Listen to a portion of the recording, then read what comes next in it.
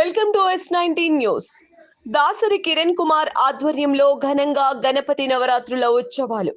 భద్రాద్రి కొత్తగూడెం జిల్లా housing board colony యందు శ్రీ సిద్ధి వినాయక గణపతి నవరాత్రి ఉత్సవాలను దాసరి కిరణ్ కుమార్ ఆధ్వర్యంలో అన్నప్రసాద మరియు పూజా కార్యక్రమాలను ఎంతో ఘనంగా జరిపించారు.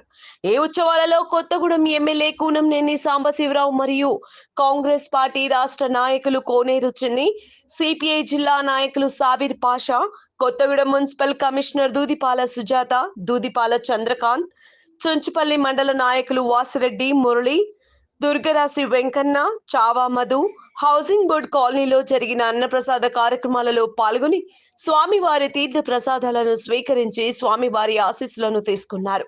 ఈ కార్యక్రమంలో స్థానిక సిపిఐ పార్టీ నాయకులు దాసరి కిరణ్ కుమార్, నవరాత్రి కమిటీ సభ్యులు కట్ట సత్యనారాయణ, కాసు తులసిరాం, వడ్లమూడి రవిచంద్ర, గారినేని మణదీప్, పొన్నపు మోహన్ రెడ్డి మరియు అజ్మీర విజయ్, ఇతర నాయకులు, పెద్దలు, చిన్నలు అంతా పెద్ద ఎత్తున పాల్గొని కార్యక్రమాన్ని విజయవంతం చేశారు.